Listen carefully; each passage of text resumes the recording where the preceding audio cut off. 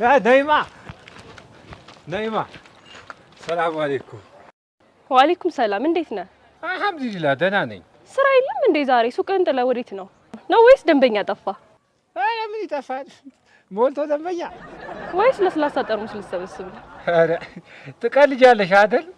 አጎትሽ ደህና ናቸው? አዎ ደህና ናቸው። ወዴት ነው ግን? እኔማ እናንተ ጋር እየመጣሁ ነበር። ማለት እናንተ ቤት ነው?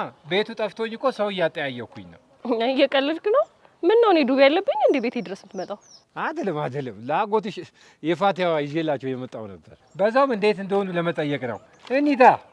ቆይ ወዴት ነው የምንሄደው? እንዴ ቤት አጎትሽ ጋር ነው።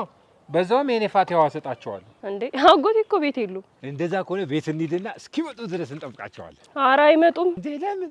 ኧረ አሁን ወደ ክፍለ ሀገር ሸኝቼው መመለሴ ነው። አያደርጉትም። ምንድነው? ምን ሆነህ ነው እንዴ? ምን ሆነሃል? ምንድነው? ዱቤ ካለባቸው እኔ እከፍላለሁ።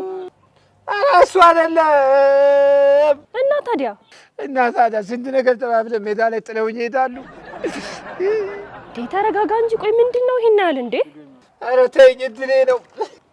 ወይኔ አጎቴ፣ እኔ እኮ መጓጓቴ ነው የሚያናደኝ። እሺ አሁን ተረጋግተህ ሱቅ ሂድ። ትልቅ ነገር ከሆነ እኔ በስልክ አወራቸዋለሁ። ሱቅ ምን ያደርጋል? ወይኔ ይችላሉ። ኧረ ተነስ በእናትህ። ቆይ አሁን ሰው ቢያይ ምን ይላል? ወይኔ እንዴ ምን ይበል? ለካ ይሄ ፋቲያው ያስቀረሁት ለራሴ ነው። ለማንኛውም አሁን ተነስና ሱቅ ሂድ። ከዛ እኔ አጎቴን ራሴ ያወራቸዋለሁ። አንቺ ካወራሻቸው ይመለሳሉ? ባይመለሱ እንኳን በስልክ የምትፈልገውን ነገር ያደርጉልሃል። እርግጠኛ ነሽ ልነሳ? አዎ ተነስ። እሺ በቃ አንቺ እሺ በቃ ሂድ በቃ።